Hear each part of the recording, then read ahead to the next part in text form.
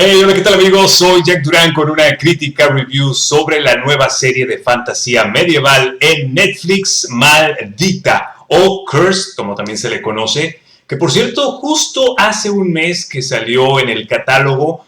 Hice mi crítica escrita hace algunos días, algunos de ustedes tuvieron la oportunidad de verla y para los que no, precisamente decidí hacer este video que ya sé que me tardé bastante.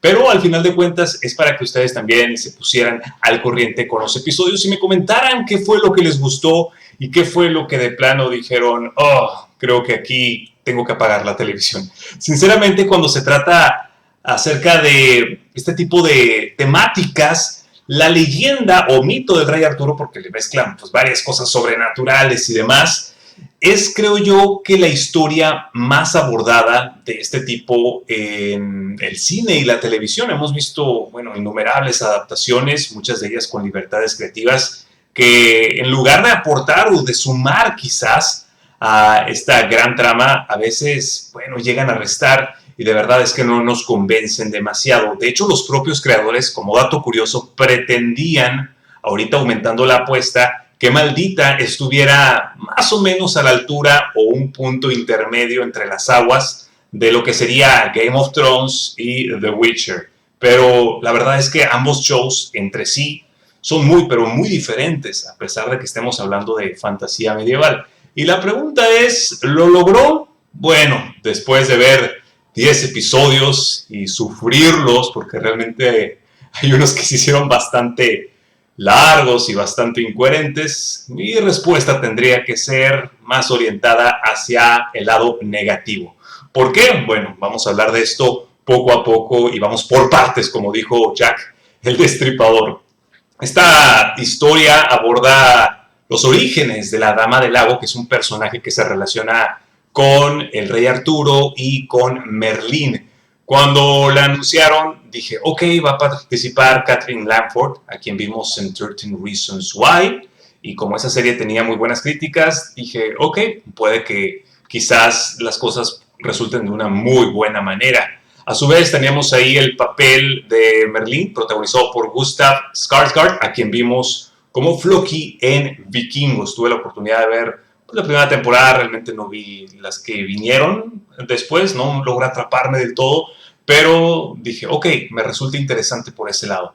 Así que viendo el tráiler, noté que tenía varias secuencias de acción, la cinematografía era muy hermosa y realmente vi como comentarios prometedores en primera instancia para decidir dedicarle algo de tiempo. Vamos a hablar un poquito acerca del aspecto de producción, que en ese sentido es una creación original de el dibujante de cómics Frank Miller, que ustedes lo conocerán por su trabajo en Batman. También por ahí está Tom Wheeler y bueno, todos ellos le dieron vida a esta fabulosa entrega que mezcla elementos mágicos, persecuciones religiosas, seres que tienen esta poderosa conexión con la naturaleza y en medio de la situación se encuentra una heroína que surge que se llama Nimue o Nimue o Nimue, dependiendo del episodio en el que lo veas, porque a veces los personajes como que se confundían o los propios actores no recibían la instrucción clara y le decían de mil maneras. Y bueno, ella es parte de unos seres que se llaman inefables. Dentro de los inefables, pues bueno, hay varias razas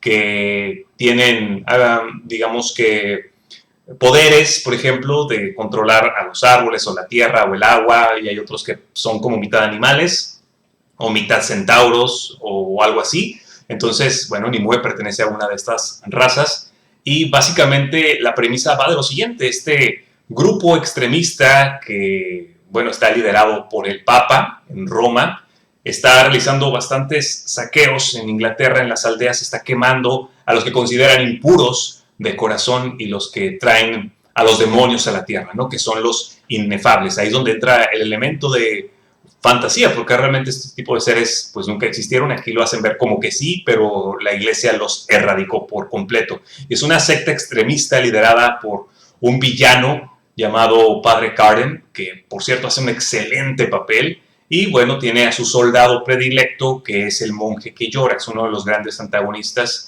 de la serie, que al final esconde una sorpresa, lo van a estar viendo a lo largo de los episodios. Y bueno, la verdad es que en términos generales tengo que decir que las numerosas inconsistencias, contradicciones a lo largo de los episodios cuando estaban dándole tratamiento a los personajes principales, las conexiones emocionales que ellos podían tener. No sé, simplemente en mi cabeza no terminaron de encajar y lograr que me quedara como enganchado para poder seguir con esta hambre de espectador y decir, quiero ver más, ¿no? Quiero saber qué es lo que me vas a entregar. Y yo creo que eso es un desacierto, ¿no? El saber elegir un buen elenco que haga una conexión especial con la historia, que a lo mejor en papel suena muy bien, pero ahora a la hora de trasladarlo a la pantalla sabemos que se trata de un lenguaje completamente diferente y ahí pues dicen mucho las imágenes y todo eso. Entonces, cuando no tienes algo bien armado, simplemente estás como, no sé, construyendo esta pirámide de un tablero de naipes, va fallando una pieza y va fallando otra pieza quizás de abajo y se derrumba al final de cuentas cuando no hay un equilibrio. Pero bueno, no quiero comenzar con tantas cosas negativas porque de eso vamos a ahondar un poquito más adelante. Vamos con lo bueno. Lo bueno es la cinematografía. Sin duda algunas tiene, yo creo que los planos más hermosos que he visto en una serie de fantasía, llegando incluso por momentos a superar a Game of Thrones en cuestión de locaciones. Los castillos de CGI que muestran son tan variados y de verdad lo hace un poquito más llevadero el proceso de estar desarrollando todo el conflicto al mostrar diferentes sitios y diferentes, digamos que facciones de sociedades, cada una divididas por sus pensamientos, sus ideales y sus objetivos, que todo esto converge de una buena manera en un principio, ¿no? A pesar de que estemos un poquito perdidos de quién es este personaje, bueno, se va a ir explicando conforme avancen los episodios, pero bueno, la cinematografía es lo que a mí me gustó. Cada fotograma realmente representa una especie de screenshot, como si quisieras ponerlo ahí en el fondo de tu pantalla de escritorio en la computadora o algo así. Entonces, la iluminación creo que está muy, muy a toque. La calidad se nota a la hora de que decidieron grabar, ¿no? Los planos muy bien escogidos y demás. Otra cosa es que la exposición del nudo central, vamos a ahondar en que es un poquito extraña. ¿Por qué? Porque se enfoca mucho en dejarte, digamos que las incógnitas para después, lo cual es bueno, pero al mismo tiempo se contradice, se va contradiciendo en el camino con varios errores. Uno de ellos es, pues, por ejemplo, la cuestión de la movilidad, ¿no? Que tú no lo llegas a entender. A veces, por ejemplo, ves a Merlín saliendo de un castillo y llegar en cuestión de minutos al pueblo de Nimue, cuando Nimue a lo mejor ya lleva varios días caminando y llega al pueblo como 2 o 3 episodios después, ¿no? Entonces dices tú, aquí hubo teletransportación, ¿qué es lo que sucedió? Obviamente esta especie de recurso narrativo, ¿no? De la elipsis, pues está utilizado de una manera un poco extraña. También pasó en otra ocasión con Morgana, donde vemos que Nimue escapa de un convento por medio de una balsa y quien la despide es precisamente Morgana, quien la ayuda a escapar. Y curioso el caso porque cuando Nimue llega al punto donde tenía que estar, que es una guarida de gente que está planeando pues, una rebelión o que está tratando de refugiarse de los malos, llega ahí y ya está Morgana. O sea, llegó antes. La misma chica que la despidió llega al otro lugar inmediatamente, antes que Nimue. Entonces eso está demasiado raro y dices tú, ok, como que aquí algo no encaja. También la trama tiene demasiados aspectos melodramáticos, es donde como que exageran a la hora de que alguien se exalta a la más mínima provocación y empiezan a gritar o empiezan a llorar desconsoladamente.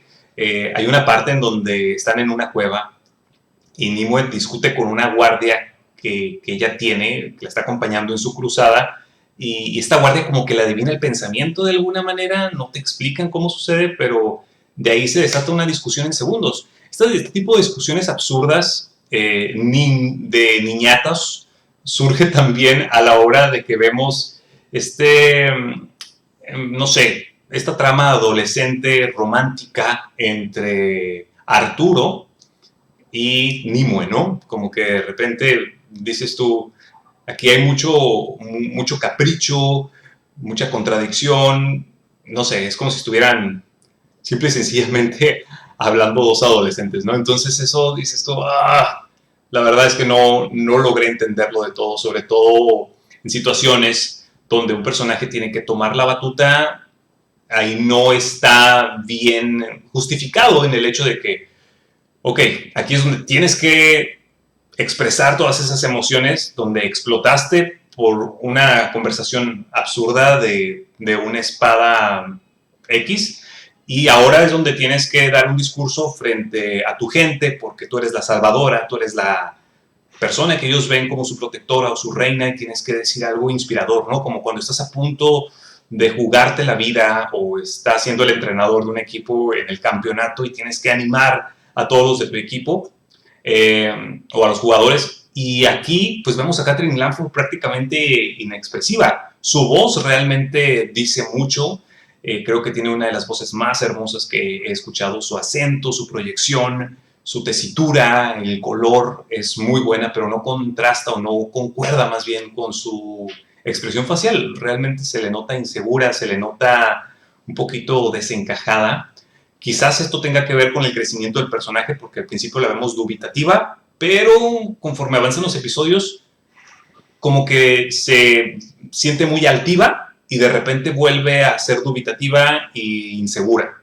Y de repente se torna como tipo de Daenerys Targaryen, así como muy autoritaria, y de repente otra vez vuelve a mostrarse insegura y no sé, como que no lleva un liderazgo que debe de llevar una protagonista. El mismo caso de Arturo, a la más mínima provocación lo vemos llorando, no sé, como a mí se me figuró de repente Katherine Langford y sobre todo el personaje de Arturo a las primeras temporadas que vimos con Kit Harington en Game of Thrones, donde muchos decían, pues este chico no expresa absolutamente nada, ¿no? O de repente los podemos comparar con los personajes que hace Brie Larson o que hace Kristen Stewart, ¿no? Que dices tú, por Dios, o sea, haz algo, pestañea. Y, por ejemplo, de personajes que sí llevan una buena batuta, sobre todo en el aspecto femenino, digo, comparándola, Katherine Langford podría ser, pues, la Mujer Maravilla, ¿no? Ahí tenemos el caso de Gal Gadot, que lo ha llevado muy bien. En su momento, cuando estábamos viendo también la serie de China, la princesa guerrera, pues también su actriz principal, ¿no? Y sobre todo Daenerys Targaryen, ¿no? Nuestra estimadísima Emilia Clarke. Entonces ellas creo que llevan muy buena la batuta. De igual forma, la actriz que interpretó a Marjorie, que estuvo también en The Tudors, ahí hizo un excelente papel. Y de verdad dices tú, vaya, qué fuerza, qué coraje, qué intensidad, ¿no? Es esto lo que se necesita. Y ni se diga, por ejemplo, de las protagonistas de The Crown o o Handmaid's Tale, ¿no? Ellas son las que llevan un liderazgo y se nota que tienen esa fuerza para salir adelante, pero bueno, aquí la verdad es que digamos que no hay un brillo por parte de ella. Las tramas tienen varios huecos, de verdad es que hay cambios repentinos de lealtades, los famosos Deus Ex Machina, en donde una situación se resuelve así, en un abrir y cerrar de ojos, por una cuestión divina o por un giro que dices tú, ¿what? Espera, ¿por qué hicieron eso? Y eso pues obviamente trunca a los personajes para que ejecuten de una manera idónea sus papeles, ¿no? Y esto se hace evidente en cuestión de las relaciones íntimas, relaciones familiares. Vemos también ahí cómo se teje esta relación, por ejemplo, entre un rey y su madre, y este rey, que de verdad tiene una forma de actuar muy histriónica, demasiado histriónica, diría yo, hace que estuvieras viendo, que pienses que estuvieras viendo quizás una comedia en lugar de una serie de fantasía. Y ahí es donde dices tú, bueno, todo lo que podría yo catalogar como inmersivo en esta realidad alterna se cae, ¿no? Dices tú, no, como que no encaja eso. También el aspecto del vestuario es muy bonito y todo, pero demasiado prolijo. Yo creo que hubiera puesto más imperfecciones para hacerlo creíble, porque de repente sientes que estás caminando como en un parque temático, algo muy similar a Disneyland o quizás a Once Upon a Time, con colores muy brillosos. filtro que escogieron para la ejecución de las escenas, pues es precisamente todos con colores demasiado vivos, y hubiera escogido un filtro un poquito más opaco, ¿no? Para el tipo de historia, porque eso hace que pienses que inmediatamente están abordando una historia centrada para el público adolescente, y quizás esto es una trama un poquito más adulta, porque de repente no se define. Vemos situaciones muy gore, situaciones en donde parten a alguien por la mitad y se le salen las vísceras, donde vemos una decapitación y dices tú, wow, wow, wow, espérate, ¿qué está pasando aquí? De repente no contrasta eso con el lenguaje tan cuidado que tenían, ¿no? O sea, puede ser extremo, pero tienes que llevar todo al extremo, o sea, en cuestión de las conversaciones, que de repente a lo mejor sueltas una palabrota y eso que contraste con la violencia, o que a lo mejor existan ciertos toques de sexualidad que aquí no los hay en lo absoluto, y es en donde no hay una coherencia, ¿no? Obviamente esta entrega copió muchas cosas a Game of Thrones. Ya sé que no se compara en lo absoluto, pero copió algunas cosas. Por ejemplo, hay una parte donde dos personajes hacen el amor y lo hacen de la misma forma que Jon y Daenerys. Hay una parte donde estamos viendo literalmente a Eddard Stark y Catelyn Tully caminando por las almenas de su castillo mientras observan a sus niños jugando en la parte de abajo en Invernalia, ¿no? Así como que es casi idéntica esa escena. Hay otra escena igualita, la de The King of the North, como el rey en el norte, y aquí dicen la reina inefable, y esa pronunciación del título lo intentan hacer como algo inspirador, como algo mágico, y realmente no lo logra. No te provoca esas emociones de verdad, es que estoy sintiendo en estos momentos un cambio, una esperanza, una emoción intensa. No, realmente no.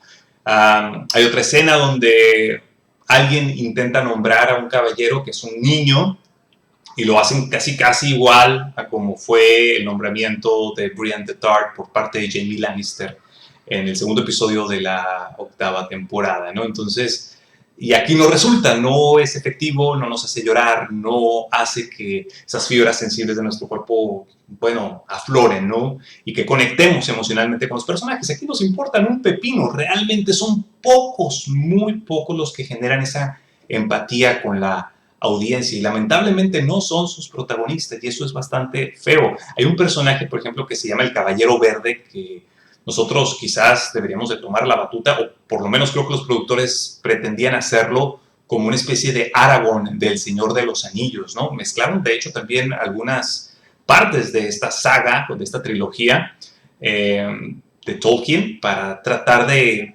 mezclar algunas cosas con situaciones que pasan también en The Witcher, ¿no? Como el uso de la magia, como el uso de hechizos, como los efectos especiales y demás. Y bueno, este personaje que se llama el Caballero Verde es sumamente odioso y hace algo en una parte donde están, digamos que arrinconados en una cabaña por esta secta religiosa, y dices tú, se está contradiciendo. En un momento dijo que a uno de sus amigos, bueno, a uno de sus familiares, dejó que lo mataran, y él se escondió en el bosque para no ser atrapado y que no lo mataran a él. Y aquí agarran a una persona de su grupo que no es su gran amigo, pero es simple y sencillamente alguien que está bajo su mando, y el tipo va y quiere sacrificarse, darlo todo de la nada. O sea, ¿qué no habías dicho que si ni siquiera por tu hermano te sacrificaste cuando estaban a punto de matarlo, ahora te vas a sacrificar por alguien que, bueno, poco conoces? Y incluso uno de los personajes, Arturo, le dice, oye, ¿qué estás haciendo? Tú mismo lo dijiste. Va a haber 2 personas muertas en lugar de una, y no me importa, y voy allá y voy para acá. Entonces dices tú, oh, come on. O situaciones en las que ves que un personaje tiene la ventaja para asesinar a otro. O sea, como que ya tienes ahí, lo tienes de espaldas, tienes un arco en la mano, dale, mátalo ya. O sea, con que lo mates terminas la situación. Y no, como que se esperan para que la trama vaya avanzando y sea beneficiosa para el desarrollo, aunque realmente suena muy, muy absurda, ¿no? Entonces, en fin, eso es lo que no me gustó. Pero vamos con cosas buenas, tenemos que ir equilibrando poco a poco. La música no es lo peor, realmente logra destacar en momentos interesantes. Me pareció genial el asunto de la espada maldita. Entre más la usas, más va consumiendo tu alma. Esto se nota, por ejemplo, en Merlín, que logra hacer un muy buen papel. Sobre todo la madre de Nimue también lo logra realizar. Su historia creo que también fue un poco melodramática, no logró el propósito, pero la espada realmente tiene este efecto de como el anillo, ¿no? Del Señor de los Anillos, que quien se lo pone, pues bueno, tiene este poder, no sé, y de cierta forma hace que las demás personas también se interesen por ese artículo, ¿no? Y entonces vemos este desarrollo un poco extraño, pero en fin, en términos generales creo que eso es lo que me gustó de la trama, ¿no? La espada maldita, entre más la uses, más te consume. Otro punto positivo es la inclusión. Aquí se van a ver personajes afroamericanos, asiáticos, como los Inefables. Yo sé que esto no corresponde obviamente a la población de Inglaterra aquel entonces, pero se justifica con el hecho de que estemos hablando de una serie de fantasía. El monje que llora, bueno, ya lo dije al principio, es un personaje antagónico que resulta muy interesante la historia que tiene de fondo, y de los personajes que ganaron mi corazón se encuentra Morgana, que es una persona que va a ser una bruja muy poderosa y que, por cierto, es un personaje LGTB, lo cual me pareció bueno. Una chica afroamericana, su actuación creo que está entre lo más destacable. Y Pym, una de las amigas de Nimue, que las escenas que ella tenía me daban mucha risa y realmente con ella sí logré conectar. Aparte le añadieron a la historia vikingos, que más que un aspecto contradictorio, pues a mí me pareció algo llamativo, ¿no? De verdad, es que sí. Otro punto a favor, pues bueno, son los giros inesperados. De repente vemos como alguien quema un sitio y dices tú, eso no me lo esperaba. O este giro que relaciona a dos personajes principales y dices tú, ok, eso tampoco me lo esperaba, y cambia mucho con la concepción original que se tiene sobre la leyenda del rey Arturo. Obviamente hay muchos, muchos cambios, y de verdad es que el show tiene elementos para hacer pues una historia, o para llevar a cabo una especie de idea que resulte prometedora, pero pues los errores en la ejecución, la falta de empatía, como ya lo dijimos, hace que, bueno, todo sea inconsistente, ¿no? Los efectos especiales también estaban como del nabo. En ocasiones eran como muy geniales y de repente se tornaban en lo más chafa que te puedas imaginar. Tenemos un efecto de render de agua que se nota que es CGI, tenemos la sangre que ni siquiera se esmeraron en hacerla ver como algo real, y no tenían un equipo para eso, entonces se ve súper falsa, el color ni siquiera checa con algo real. Y bueno, todos estos elementos, ¿no? Van poco a poco cavando la tumba para lo que podría llegar a ser la segunda temporada. Lo bueno es que quedó con un cliffhanger emocionante, entre comillas, que dices tú, ok, así se cierra una temporada, pero si todo lo anterior hubiera encajado a la perfección, creo que no hubiera tenido yo tantas quejas. En términos generales, pasó de panzazo con un 5.2. Se puede decir que pasó porque 5 se considera reprobatorio, pero en términos generales esa es mi opinión sobre la serie de Maldita. Seguramente se me habrán ido muchas, muchas cosas más, pero bueno, eso es lo que quería comentar. Por favor, no se olviden de dejar su opinión aquí en la parte de abajo, qué fue lo que les pareció. Y bueno, la verdad es que estoy haciendo esto sin cortes. Obviamente me equivoqué mucho a la hora de hablar o de hilar una idea con otra, pero la verdad es que está haciendo demasiado calor. Hace ya semanas que quería traerles esta crítica a profundidad y no quería desperdiciar la oportunidad ahorita que tengo algo de tiempo libre para pues estar con ustedes y de cierta forma pues darle algo de seguimiento al canal, porque he estado dejando de subir contenido y eso hace que pues simple y llanamente pues no estemos al corriente, ¿no? Pero sea como sea, voy a estar aquí. Si sale una segunda temporada de Maldita, por supuesto que la voy a ver. Digo, por ahí quedaron algunos elementos que dije yo, si los arreglan, de verdad es que puede resultar, ¿no? Pero ahorita mi sensación está como más al que para arriba. En fin, damas y caballeros, por mi parte es todo. Mil gracias por estar aquí. Por favor, suscríbanse al canal si no lo han hecho y denle compartir. Díganle a sus amigos que aquí pueden ver lo último, cuestión de series de fantasía. Les mando un abrazo fuerte. Mi nombre es Jack Durán y nos vemos en otra emisión. Hasta pronto.